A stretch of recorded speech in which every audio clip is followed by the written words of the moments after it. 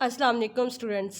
Exercise है 3.5 जिसका question number 3 है। इसमें क्या करना है, हमने solve the following system by reducing there augmented. पहले से अगमेंटेड मैट्रिक्स में लिखना है टू द एचिलन फॉर्म, फिर उसे टू द एचिलन फॉर्म में बनाना है and then reduce echelon form. इसमें दो तरह से करना है, मतलब दो वे में इसका आंसर निकालना है, दो तरीक़ों से।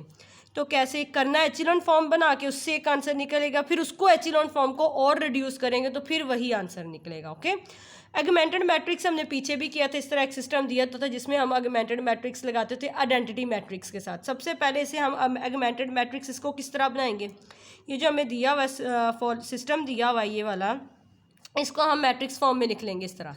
किस तरह देखें, x1 के कोफिशिएंट कॉलम में, x2 के कोफिशिएंट कॉलम में और x3 के कोफिशिएंट वैसे ही। और एगमेंटेड क्या, ये डॉट डॉट लगा के जो इक्वल में है ना वो लिख लेंगे। ये हमारे पास एगमेंटेड मैट्रिक्स हो गया। ठीक है, अब हमने क्या करना है फॉर इचिलन फॉर्म, क्योंकि हमें उसने कहा कि इससे क्या करें, इचिलन फॉर्म में करना है। तो उसके लिए आपको पता होता है ना, यहाँ पे 1 होता है, यहाँ पे 0 बनानी होती, फिर यहाँ पर 0 बनानी होती, यहाँ पर भी 1 हो, यहाँ पर भी 1 हो और इधर भी 0 हो, इसी तरह होता है ना। तो अब हम क्या करेंगे, यहाँ पर भी 0 बनाना है, यहाँ पर भी 0 बनाना है। इसको यहाँ पर 0 और यहाँ पर 0 बनाने के लिए क्या करेंगे, ये रो 1 है ना, पहले इसे रो 1 को 2 से मल्टीप्लाई करके रो 3 में से माइनस कर देंगे पूरी रो को। इसी तरह रो 1 को 5 से मल्टीप्लाई करेंगे ये वाली इस रो को, फिर उसे माइनस कर देंगे रो 3 में से। अब देखिए, जब रो 1 में से रो 1 को 2 से मल्टीप्लाई करते हैं, ये 2 1 2, तो 2 में से 2 माइनस किया तो 0 आ जाएगा इधर, फिर रो 2 तब्दील हो जाएगी ना जब उसमें से माइनस कर देंगे रो 1 को। और फिर इधर जब 2 से मल्टीप्लाई करेंगे, माइनस करना है ना, तो 2 से इधर देखें, जब 2 से मल्टीप्लाई करेंगे -4 हो गया, जब -4 को माइनस करेंगे 3 में से तो माइनस माइनस प्लस हो गया, +4 और 3 क्या हो जाएगा, 7 आ जाएगा। इसी तरह जब 2 से पहले इसको मल्टीप्लाई करेंगे हो जाएगा माइनस माइनस -2 के, क्योंकि हम माइनस करेंगे ना रो 1 को रो 2 में से, तो 2 को मल्टीप्लाई किया रो 1 से तो ये हो जाएगा 4, तो 4 और माइनस किया, फिर माइनस माइनस प्लस हो गया, +1, ये हो जाएगा 5। इसी तरह माइनस हो गया, माइनस माइनस प्लस 2 हो गया, +2 में जब 1 ये ऐड हो जाएगा तो ये हो जाएगा 3। इसी तरह ये देखिए रो हमारे पास 2 चेंज हो जाएगी।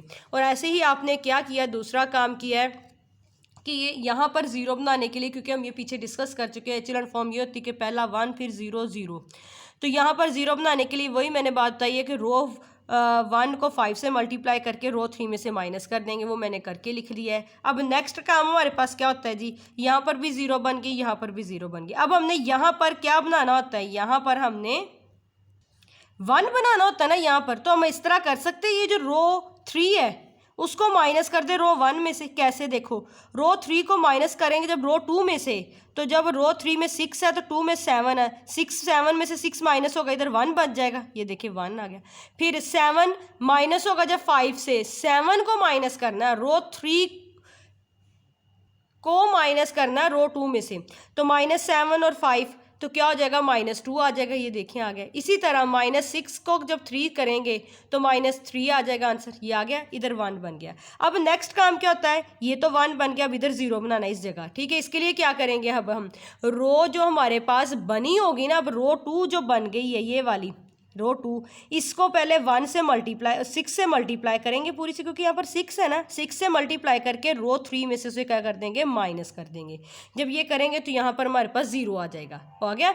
अब हमारे पास एक और काम क्या होता है एचिलन फॉर्म के लिए, यहाँ पर 1 लेके आना, तो उसके लिए अब हम क्या करेंगे, यहाँ पर 1 लाने के लिए 1/19 से इसे क्या कर देंगे, मल्टीप्लाई, क्योंकि ये ऊपर है ना, तो जब ये 19 ऐसे जब मल्टीप्लाई करेंगे 1/19 से, तो 9 से 19 से कैंसिल होकर यहाँ पर 1 आ जाएगा, यहाँ पर 24/19 आ जाएगा। यहाँ पर देखिए स्टूडेंट्स, हमारे पास एचिलन फॉर्म की ना फॉर्म बन गई है। एचिलन हमने रो में करना है ना, उस एचिलन फॉर्म में, तो ये फॉर्म बन गई, यहाँ पर भी 1 है, यहाँ पर भी 1 है, यहाँ पर भी 1, और इसके नीचे यहाँ पर भी 0, यहाँ पर भी 0, यहाँ पर भी 0। अब हम इसे क्या करेंगे, इस तरह इक्वेशन की फॉर्म में लिख लेंगे, फिर इसको दोबारा फिर रिड्यूस करेंगे, इसको कॉलम वाइज रो वाइज करने के लिए। ठीक है, अब ये देखिए कॉलम्स में बन गई है ना एक तरह की, ये देखिए यहाँ पर भी 1 आ गया, यहाँ पर 1 आ गया, मतलब इसके नीचे नीचे 0 आ गए। फिर अब दोबारा जब रिड्यूस करेंगे इसके ऊपर भी हम 0 लेके आएंगे, बनाएंगे। अब इसको सबसे पहले उसने 2 दफ़ा कहा है ना, उसने कहा कि मैट्रिक्स को to the echelon form and then reduce echelon form. पहले इचिलॉन फॉर्म को हम बना के उसको लिखेंगे, उसके सॉल्यूशंस को निकाल लेंगे x1 y x2 y x3 की वैल्यूज़, फिर जो इस इचिलॉन फॉर्म को और आगे रिड्यूस करेंगे। देखिए इस इक्वेशन में लिखेंगे x1 है हमारे पास minus x2 minus 2x3 is equal to -1। समझ आ गई, ये हमारी इक्वेशन 1 है। यहाँ पर हमारे पास क्या है, ये है हमारे पास x2 माइनस x3 और ये हमारे पास इक्वल में क्या आ जाएगा -3। यहाँ पर हमारे पास सिर्फ x3 बचा जो कि इज इक्वल टू 24/19। तो सो यहाँ पर x3 की हमारे पास वैल्यू ये। तो अब हम क्या करेंगे, हम करेंगे पुट 3, जो हमारे पास इक्वेशन जो हमारा पुट 3, ये जो x3 है ना, इसको पुट करेंगे इन इक्वेशन 2 में। इधर पुट करेंगे तो x2 की वैल्यू आ जाएगी। देखें x2 -2, यहाँ पर x3 की जगह x3 की वैल्यू पुट करेंगे जो कि 24/19 और -3। यहाँ से हमारे पास x2 की वैल्यू आ जाएगी इज इक्वल टू, ये देखें स्टूडेंट्स, तो यहाँ पर जब हम इसको मल्टीप्लाई करेंगे 2 को इसके साथ, ये हो जाएगा 48/19, लेकिन ये माइनस है इधर x के साथ, दूसरी तरफ इक्वल में जाएगा तो ये प्लस हो जाएगा। तो इस तरह ये हो जाएगा -3 प्लस 48/19। ओके, तो अब हम इसका एलसीएम लेंगे, एलसीएम जो कि आपको लेना आता है। जब एलसीएम लेंगे तो इस तरह हमारे पास x2 की वैल्यू आ जाएगी -9/19। x2 की वैल्यू आ गई। अब हमने x1 की फाइंड आउट करनी। अब हम इक्वेशन 1 में x2 की और x3 की वैल्यू पुट करेंगे तो हमारे पास क्या आ जाएगी स्टूडेंट्स, हमारे पास आ जाएगी x1 की वैल्यू। ये देखिए इक्वेशन 1 में हमने पुट कर दी x1 -2, x यहाँ पर x2 की वैल्यू पुट कर दी, -2 था और x3 की जगह x3 की वैल्यू पुट कर दी इज इक्वल टू -1। और इसी तरह करने के बाद ये देखिए इनकी डिनोमिनेटर सेम है, इनका एलसीएम लेना बड़ा ही आसान हो जाएगा। लेकिन हमने क्या करना है, इससे पहले हमने यहाँ पर ना तीनों का एलसीएम इकट्ठा ले लिया। मैंने ये -1 को उठा के इधर ले, +1 का हो गया, इसका भी साथ एलसीएम ले लिया। आपको पता है जिसके नीचे कुछ नहीं तो हम 1 कंसीडर करते होते हैं, तो इनका एलसीएम 19 लिया, ये 18 वैसे ही आ जाएगा -48 और प्लस, क्योंकि दरमियान में साइन प्लस का है, तो जब 1 को 19 से डिवाइड करेंगे आंसर 19 होगा। आंसर को मल्टीप्लाई कर देते तो न्यूमिनेटर से, तो हमारे पास ये 19 आ गया। अब इसका आंसर क्या आता है हमारे पास x1 का, तो इस तरह x1 का हमारे पास आंसर आ गया। जब हमने उसे सॉल्व किया -11/19 इज इक्वल टू 0। तो अब ये इक्वल की उस तरफ जाएगा तो उल्टा नहीं होना, सेम उधर ही जाएगा, बस साइन प्लस में हो जाएगा। तो x1 की वैल्यू आ गई। अब देखें उसने कहा जो हमने इक्वेशन 1 जो बनाई थी ना, अब हम उसे और रिड्यूस करेंगे। जिधर से हमने ये वैल्यूज़ निकाल ली है ना, किसको और रिड्यूस करना है, यहाँ पर हमने हमारे पास ये इचिलॉन फॉर्म बन गई थी ना, प्रॉपर इचिलॉन फॉर्म नहीं, इचिलॉन नहीं बनी थी लेकिन इचिलॉन फॉर्म बन गई थी। हमने यहाँ से इक्वेशन बना के x1 x2 x3 की वैल्यूज़ निकाली, बट अब हम उसे मज़ीद और रिड्यूस करेंगे यहाँ पर, क्योंकि एचिलॉन की एक प्रॉपर शेप बन रही थी। यहाँ से हमने उसकी इक्वेशन में लिख के उसकी वैल्यूज़ निकाल ली, बट इसे अब हम क्या करेंगे और सॉल्व रो एचिलॉन फॉर्म बनाने के लिए क्या करेंगे, इसे मज़ीद इसी इक्वेशन को लेके आगे रिड्यूस करना, और इसी इक्वेशन को, ये देखिए मैंने उसी इक्वेशन को दोबारा लिख लिया। पहले लिखा for reduce echelon form continues, हमने उसी को कंटिन्यू किया जो इक्वेशन 1 जिसको नाम दिया था। हमारे पास यहाँ पर भी 0 बन गया था, 1 0। अब हमने क्या, यहाँ पर 1, इसको भी 0 बनाना होता है, इसको भी 0 बनाना होता है, इसको भी 0 बनाना होता है। उसके लिए अब क्या करेंगे, सबसे पहले इसको 0 बनाना है। उसके लिए क्या करेंगे, ये जो रो 2 है ना, इसको पहले 2 से मल्टीप्लाई करेंगे और उसे ऐड कर देंगे, क्योंकि ये माइनस का ऑलरेडी, अगर हम माइनस करेंगे तो माइनस माइनस तो +4 हो जाएगा। हम पहले इस रो 2 को 2 से मल्टीप्लाई करेंगे और उसे ऐड कर देंगे रो 1 में, जो कि 0 हो जाएगा। यहाँ पर -6 आ जाएगा और इक्वल टू -7 आ जाएगा। ठीक है, अब हमें क्या करना है, इसको भी 0 करना है, इसको भी 0 करना है। इसके लिए हम क्या करेंगे, जो हमारे पास रो 3 है ना, ये वाली रो 3, क्योंकि स्टूडेंट्स यहाँ देखो ना, अगर 0 से कुछ मल्टीप्लाई होता है तो इधर ऐड नहीं होगा, 0 मतलब वही चीज़ रहेगी, अफेक्ट नहीं होगा इस पर। इसलिए रो 3, क्योंकि हमने जस्ट इनको टारगेट किया हुआ ना, इनको 0 करना है। पहले रो 3 को 6 से मल्टीप्लाई करके उसे जमा करेंगे किसमें, रो 1 में, तो ये भी 0 हो जाएगा और यहाँ पर भी चेंजिंग आ जाएगी। ठीक है, वो हम देखते हैं, क्योंकि यहाँ पर 24/19 है, जब ऐड करेंगे -7 के साथ तो आपको पता चेंज हो जाएगा। इसी तरह फिर रो 3 को हम मल्टीप्लाई करेंगे 2 से और उसे ऐड कर देंगे -2 में, तो वो हमारे पास 0 हो जाएगा। तो जो कि हमारे पास ये फॉर्म बन गई, ये देख लें, इस तरह ये काम का हमने लिखा भी है, ये कुछ किया हमने।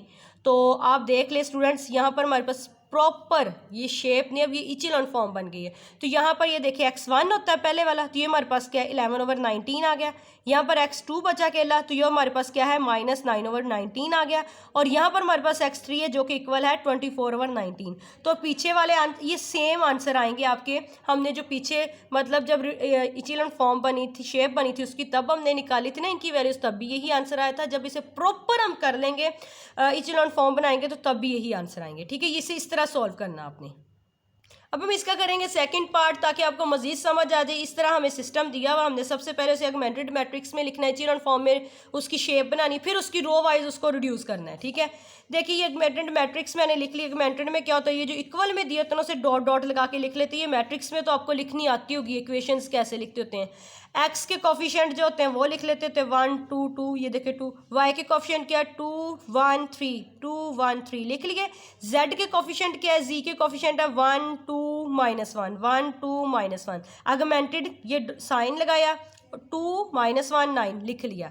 अब हमने क्या करना है, इसे इचेलॉन फॉर्म में करना है। इचेलॉन फॉर्म में आपको पता है स्टूडेंट्स, यहाँ पर 1 है तो इसको भी 0 करना है पहला काम, और इसको भी 0 करना है।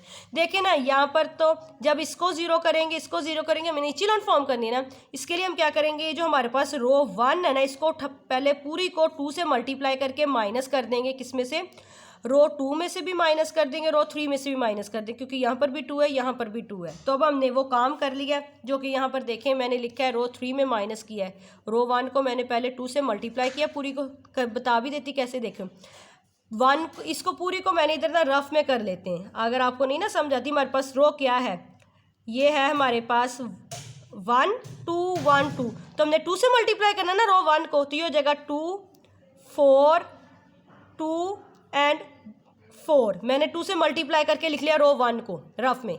और मैंने माइनस किस में से करना है, रो 2 में से पहले करती हूँ मैं माइनस, तो माइनस इसे करना है ना। तो अब हम इसे किस तरह लिखेंगे, रो 2 हमारे पास क्या 2, 2 में से माइनस रो ये कर देंगे, जिसको हमने, ये हमारे पास बन गई थी ना 2r1, मतलब रो 1 को 2 से मल्टीप्लाई किया और उसे माइनस करना है किस में से, रो 2 में से। ये चीज़ कर रहे हैं ना हम, तो रो 2 में से ये माइनस कर देंगे, ये जो हमारे पास 2r1 हमने बनाई है। अब हम इसे क्या करेंगे, ये हमारे पास रो 2 है, रो 2 में से ये माइनस कर देंगे जो हमने इधर लिखे हुए हैं। अब ये 1 है, 1 में से माइनस करेंगे 4, फिर हमारे पास क्या 2, 2 में से माइनस करेंगे 2, डॉट डॉट हमारे पास यहाँ पर -1 है। -1 में जब -4 करेंगे तो हमारे पास आंसर क्या आएगा, ये 0 हो जाएगा। यहाँ पर हमारे पास क्या आ जाएगा -3, क्योंकि बड़ी वैल्यू के साथ माइनस है। यहाँ पर भी हमारे पास 0 हो जाएगा। ये माइनस का 1 और माइनस का 4 क्या हो जाएगा -5। तो ये देखो स्टूडेंट्स, इस तरह आ गया आंसर। ये देखो 0 -3 0 -5 कैसे आया, जब रो 3 में से हमने माइनस किया 2r1 को। ये मैंने क्यों करके बताया है कि ये आपने इस तरह रफ में कर लेना है, अगर आपको इस तरह समझ नहीं आती। इसी तरह हमने रो 2 को पहले रो 2 में से माइनस, रो 2 को हमने कर लिया, रो 3 में से हमने क्या किया है, उसी रो 1 को पहले 2 से मल्टीप्लाई किया, रो 3 में भी इसी तरह माइनस कर लेना है। अब यहाँ तो 0 हो गई। तो नेक्स्ट हमारा काम क्या होता है स्टूडेंट्स, हमारा नेक्स्ट काम तो ये होता है ना कि यहाँ पर हमने 1 बनाना है, यहाँ पर तो -3 है। तो हम क्या ऐसा कर सकते हैं कि ये जो रो 3 है ये वाली, इसे -4 से पहले मल्टीप्लाई करें, फिर उसको मैंने क्या किया है, ये मैंने ये जो रो 3 है ना, इसको -4 से मल्टीप्लाई करके ये लिख दिया, रो 3 को -4 से, तो माइनस माइनस +4, -3 को -4 से मल्टीप्लाई किया तो प्लस का 12 हो जाएगा। -5 को जब माइनस करेंगे ना 4 से तो -20 आ गया। ये हमने रो 3 को -4 से मल्टीप्लाई कर दिया। क्यों किया, क्योंकि हमें यहाँ पर 1 चाहिए। अब हम क्या करेंगे, इसको माइनस करवा देंगे। क्या करवा देंगे, माइनस करवाएंगे। किस में से, माइनस नहीं करवाएंगे, क्योंकि यहाँ पर तो हमारे पास प्लस के साइन, अगर माइनस कराए तो माइनस माइनस प्लस। अब हम इसको ऐड कर देंगे। क्या करेंगे, ऐड कर देंगे। किस में, रो 2 में। देखें 3 + 4 क्या आ जाएगा, 1 आ जाएगा। इधर आ गया 1, ये देख लें। फिर क्या है, फिर देखिए यहाँ पर 0 है तो प्लस का यहाँ पर क्या आ गया था 12। जब 0 + 12 होगा तो 12 आ जाएगा। फिर यहाँ पर क्या -20 आया था जब हम रो 3 को -4 से मल्टीप्लाई किया था।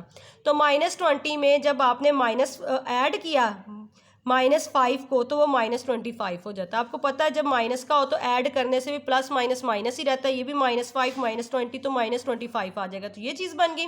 अब हमने यहाँ पर 0 लेके आना इसके नीचे यहाँ पर, तो वो कैसे आएगा। तो इधर 0 बनाने के लिए हम सिंपल सी में बात नज़र आ रही है कि रो 3 में जो है ना प्लस कर देंगे रो 2 को, तो जो कि यहाँ पे 0 बन जाएगी, ये आ जाएगी। अब यहाँ पर हमने 1 बनाना होता है, उसके लिए अब क्या करेंगे कि रो 3 के साथ ना 1/9 को मल्टीप्लाई कर देंगे, तो यहाँ पर 1 आ जाएगा। ये देखिए जी, अब ये हमारे पास शेप बन गई है, किसकी, एचेलन फॉर्म की शेप बन गई है। तो इधर से हमने क्या करना होता है, इसको इक्वेशन ए का नाम दे दे। तो जब हमारे पास इतनी शेप बन जाएगी ना, जब इतनी शेप बन जाएगी, इधर से हमने एक्स की, वाई की, जी की, यहाँ पर मैंने एक्स वाई जी क्यों कह रही हूँ, क्योंकि इक्वेशन में मैं एक्स वाई जी था मिला हुआ है, पीछे में x1 y x2 y x3 मिला हुआ था। इसी तरह ना अब हम इसे इक्वेशन फॉर्म में लिख लेंगे, हमारे पास क्या आ जाएगा, x 2y प्लस का 2y plus z is equal to 2 आ जाएगा। यहाँ पर क्या होगा, y plus 12 z is equal to -25, और यहाँ पर z की वैल्यू क्या आ जाएगी, z इज इक्वल टू -20/9। तो अब हम इसे इस तरह लिख लेंगे, क्योंकि फिर हम इसे दोबारा फिर और करेंगे, फिर प्रॉपर इचेलॉन फॉर्म में करेंगे। लेकिन जब इतना हो जाए ना कि यहाँ पर हमारे पास मेन डायगोनल जो 1 1 हो जाए और नीचे उसके 0 आ जाए, तो ये हम इतना, फिर इधर से हमने एक दफ़ा एक्स वाई की वैल्यू निकाल लेनी होती है। ये देखिए मैंने इक्वेशंस वैसे लिख ली, जी की वैल्यू हमारे पास जो आई थी वो भी मैंने लिख ली। अब हमने y की वैल्यू निकालनी, यहाँ पर इस इक्वेशन में z की वैल्यू पुट करेंगे तो y की आ जाएगी। ये देखिए मैंने y प्लस 12 और z की जगह z की वैल्यू पुट कर दी, -20/9 इज इक्वल टू -25। जब मैं उसे सिंप्लीफाई किया तो यहाँ से y की मेरे पास वैल्यू क्या आ गई, y इज इक्वल टू 5/3। अब हमारे पास y की वैल्यू भी आ गई, z की वैल्यू भी आ गई। हमने x की वैल्यू निकालनी है, जो इक्वेशन 1 है ना उसमें y की और z की जगह z की वैल्यू पुट कर देंगे तो हमारे पास x की वैल्यू आ जाएगी। अब मैंने क्या किया, पुट किया value of y and z in equation 1। जब मैंने y की जगह y की वैल्यू पुट कर दी, z की जगह z की वैल्यू पुट कर दी, फिर उसे मैंने मज़ीद सिंप्लीफाई किया और ये जो 2 इक्वल में था उसे उठा के मैंने एक दफ़ा इधर ले आई हूँ जी, -2 हो गया। अब मैंने इसका एलसीएम लिया तो जो कि इस तरह आया, इधर से मेरे पास x की वैल्यू आ गई -8/9। आप देख सकते हैं स्टूडेंट, तो यहाँ से हमारे पास x y z की वैल्यू आ गई। तो अब मैंने आपको बताया था कि ये जब हमारे पास ये फॉर्म यही बनी थी ना जिससे हमने ये वैल्यूज़ निकाली, मैंने कहा फॉर रिड्यूस एचेलन फॉर्म कंटिन्यू। अब हमने उसी इक्वेशन को कंटिन्यू किया जिधर से हमने एक्स वाई जी की वैल्यू निकाली जो पीछे की थी। ये देखिए स्टूडेंट्स, इसी इक्वेशन को अब दोबारा कंटिन्यू करेंगे। यहाँ पर हमारे पास एचेलन फॉर्म की एचेलन जो थी ना उसकी शेप बनी थी कि 1 1 नीचे 0 थे। अब हमने ऊपर इधर भी 0 बनाना, इधर भी 0 बनाना, इधर भी 0 बनाना, तो इसलिए हमने अब दोबारा इसे कंटिन्यू करेंगे। एक दफ़ा तो जब हमारे पास ये शेप बन जाएगी तब हमने एक्स वाई जी की वैल्यू निकालनी, फिर इसे प्रॉपर एचेलन फॉर्म बना के फिर एक्स वाई जी की वैल्यू निकालनी, बस यही इसमें काम है। अब मैंने उसी मैट्रिक्स को दोबारा लिख लिया जो हम पीछे बना रहे थे, जहाँ से हमने ये एक्स वाई जी की वैल्यू निकाली। अब मैंने क्या काम करना है, इधर 0 बनाना, तो इसके लिए क्या करेंगे, ये जो रो 2 है ना इसे 2 से मल्टीप्लाई करके माइनस कर देंगे रो 1 में से, तो जो कि इधर हो गया। ये देखो इधर 0 बन गया। ये अब आप माशाल्लाह स्टैंडर्ड आपका हाई है स्टूडेंट्स, करके तो हर चीज़ हम करेंगे तो बहुत लेंथी वीडियो हो जाएगी, तो ये आपको समझा रही हूँ। साथ साथ आप अपनी नोटबुक पेंसिल लेके बैठा करें और प्रैक्टिस किया करें, सब्सक्राइब ज़रूर किया करें। ओके, तो हमारा नेक्स्ट काम क्या होता है, यहाँ पर भी 1 है, यहाँ पर भी 0 बन गई 1। अब इधर भी हमने 0 बनाना, इधर भी 0 बनाना। उसके लिए हम क्या करेंगे, ये जो रो हमारे पास है 3, इस रो 3 को 12 से मल्टीप्लाई करके इसमें से माइनस कर देंगे रो 2 में से। इसी तरह रो जो है हमारे पास 3, इसको 23 से मल्टीप्लाई करके ना उसे ऐड कर देंगे 23 में। क्यों ऐड करेंगे, क्योंकि यहाँ पे माइनस है, तो ऐड करेंगे तो वो 0 बनेगा ना। ये देखिए ये काम बताया हुआ है। R2 में से माइनस कर दिया 12 R3, मतलब रो 3 को पहले 12 से मल्टीप्लाई करके उसमें इसमें से माइनस कर दिया, जो कि ये चीज़ बन गई। फिर R1 में ऐड किया है, पहले रो 3 को 23 से मल्टीप्लाई किया, इसके साथ भी इसके साथ भी, उससे फिर इसमें ऐड कर दिया, तो हमारे पास ये फॉर्म बन गई।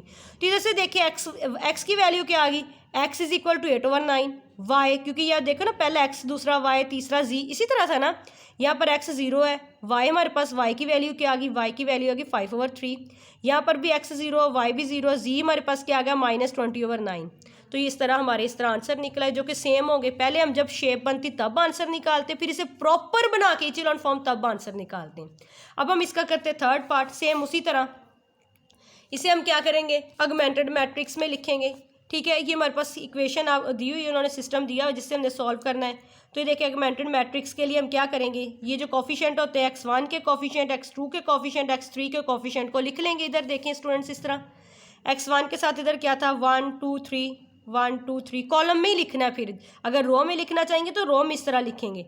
तो फिर मैंने x2 के कोफिशिएंट कॉलम में लिख लिए 4 1 2 4 1 2। और x3 के क्या है 2 -2 -2 2 -2 -2। अगमेंटेड कैसे है कि जो इक्वल में है उसे डॉट डॉट लगा के उसे भी साथ लिखना होता है 2 9 12। तो अब हम इसने क्या करना होता है, हमने इसकी इचिलॉन फॉर्म बनानी होती है, उसकी शेप बनानी होती है इचिलॉन की। तो उसके लिए हमने क्या किया है, हमें सबसे पहले पता होता है ना स्टूडेंट्स, यहाँ पर हमारे पास पहले 1 है, इधर 2 को भी 0 बनाना है, जहाँ पर 3 है उसको भी 0 बनाना है।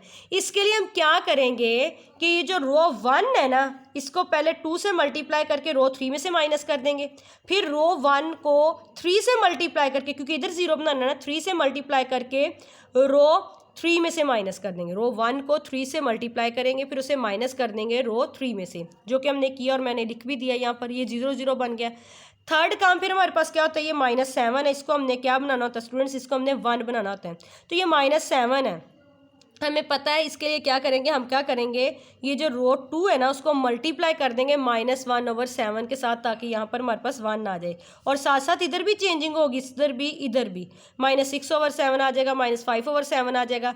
अब हमने क्या करना है, यहाँ पर 0 बनाना है। इधर 0 बनाने के लिए क्या करेंगे, इधर 0 बनाने के लिए ना, ये देखिए ये जो रो 2 है ना, इसे 10 से मल्टीप्लाई करेंगे और फिर उसे ऐड करेंगे। क्यों ऐड करेंगे, क्योंकि यहाँ पर -10 है ना, तो फिर प्लस का 10 और माइनस का 10 0 हो जाएगा, इसलिए ऐड करेंगे। रो 2 को 10 से पूरी को मल्टीप्लाई करेंगे, फिर उसे ऐड कर देंगे रो 3 में, जो कि इधर 0 बन जाएगा, इधर भी चेंजिंग आ जाएगी और इधर भी चेंजिंग आ जाएगी, जो कि इस तरह का बन जाएगा मैट्रिक्स। ठीक है, मैंने क्या लिख भी दिया, रो 3 में ऐड किया 10R2 को। अब हमारे पास देखें यहाँ पर हमें 1 चाहिए, तो इसके लिए हम क्या करेंगे, 4/7 है, इसको उल्ट इसके साथ मल्टीप्लाई करेंगे। कैसे, 7/4 करेंगे। और ये क्या है 4/7, तो ये इस तरह 7 7 से कट जाएगा, 4 4 से कट जाएगा, यहाँ पर 1 आएगा।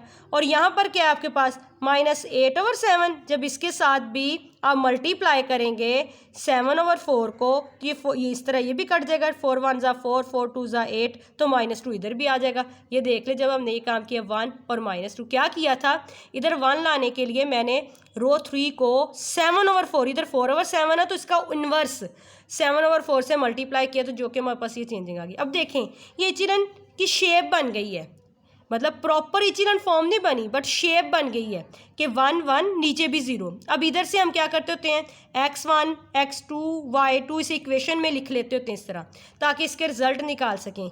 ये इस तरह करने को कहा उसने और इसी तरह हमने इसे सॉल्व करना है। ठीक है, x1 मतलब ये भी इक्वेशन में लिख लिया, इसको भी इक्वेशन में लिख लिया, इसको भी इक्वेशन में। यहाँ पर x3 की वैल्यू हमारे पास आ गई -2। ठीक है, ये देखिए अब आपको लिखना आ गया होगा स्टूडेंट्स, हमने इक्वेशंस का नाम दे दिया। x2 की वैल्यू निकालने के लिए इधर इक्वेशन 2 में x3 की वैल्यू जो कि -2 पुट की, जिससे हमारे पास x2 की वैल्यू क्या आ गई, 1 आ गई। ठीक है स्टूडेंट्स, और फिर हमने अब x1 की वैल्यू निकालनी है। हमारे पास x3 की वैल्यू भी है, x2 की वैल्यू भी निकाल ली, तो x1 की निकालने के लिए जो इक्वेशन 1 है ना, उसमें x2 और x3 की वैल्यू पुट करेंगे, जहाँ से हमारे पास x1 की वैल्यू आ जाएगी। ये देखें हमने क्या किया, मैंने यहाँ पर डायरेक्ट पुट कर दिया। यहाँ पर क्या था, हमारे पास x2 था, यहाँ पर x3 था। x2 की जगह x2 की वैल्यू पुट की, x3 की जगह x3 की वैल्यू -2 पुट की, = 2। इसे सॉल्व करके x1 हमारे पास 2 आ गया। तो अब हमारे पास ये x1 x2 x3 की वैल्यू आ गई, किससे आई, जब हमने उसकी इचिलन फॉर्म की शेप बनाई है, प्रॉपर इचिलन फॉर्म नहीं बनी। अब हम इसे दोबारा फिर कंटिन्यू करते होते हैं। एक दफ़ा तो जब इतना सॉल्व करते हैं ना, हाफ नीचे वाला 0, दरमियान में मेन डायगोनल 1 1 हो जाता है। इससे x1 x2 x3 की या y1 x या yz की वैल्यू निकाल लेते होते हैं। ये इक्वेशन के अकॉर्डिंग होता है ना, xy दिया है या x1 x2 x3 दिया है, तो फिर इसको दोबारा क्या करते होते हैं, हम दोबारा रिड्यूस करते, प्रॉपर शेप बनाते हैं। यहाँ पर भी 0 बनाते हैं, यहाँ पर भी 0 बनाते हैं, यहाँ पर भी 0 बनाते हैं, फिर xy की वैल्यूज़ निकालते हैं। तो मैंने उसके लिए लिख दिया है फॉर रिड्यूस इचिलन फॉर्म, कंटिन्यू किया है किसको, इक्वेशन ए को। अब उसी को लिख के इधर हमने कंटिन्यू किया, इधर हमने क्या करना है, 0 बनाना है। उसके लिए क्या करेंगे, ये जो रो 2 इसको पूरी को 4 से मल्टीप्लाई करके माइनस कर देंगे रो 1 में से, जो कि ये देख ले इस तरह बन गई। यहाँ पर 0 आ गया। अब हमने यहाँ भी 0 बनाना है, यहाँ पर 0 बनाना है। तो इसके लिए हम क्या करेंगे स्टूडेंट्स, ये जो रो 3 है ना, इसको मल्टीप्लाई करेंगे 6/7 से और माइनस कर देंगे रो 6/7 से करेंगे तो रो 2 में से माइनस करेंगे। जब रो 3 को मल्टीप्लाई करेंगे 10/7 से, तो उसे ऐड करेंगे, क्योंकि यहाँ पर माइनस है स्टूडेंट्स, इसलिए ऐड करेंगे किसमें, रो 1 में। तो यहाँ पर ये गलती होगी, यहाँ पर रो 2 में माइनस किया था। ठीक है, तो ये हमारे पास 0 0 हो जाएंगे। यहाँ से देखो आपको पता है ये 1 है, मतलब ये x1, तो x1 किसके इक्वल है, 2 के। ये 0 x1 0 हो गया, यहाँ पर x2 क्या आ गया, इक्वल टू 1 आ गया। यहाँ पर x1 भी 0, x2 भी 0 और x3, क्योंकि ये 0 0 है ना, यहाँ पे है ही नहीं x1 x2, इसलिए 0 है। तो यहाँ पर x3 क्या आ गया, इज इक्वल टू -2 के। आई होप स्टूडेंट्स आपको अच्छे से समझ आई होगी। कहीं आपको कहीं गड़बड़ लग रही है, नहीं समझ आ रही, तो आप कमेंट करें, मुझसे कमेंट बॉक्स में पूछें, मैं आपको रिप्लाई करूँगी। मेरे इस चैनल को शेयर करें अपने फ्रेंड्स के साथ, सब्सक्राइब करें। Thank you for watching. अल्लाह हाफिज़।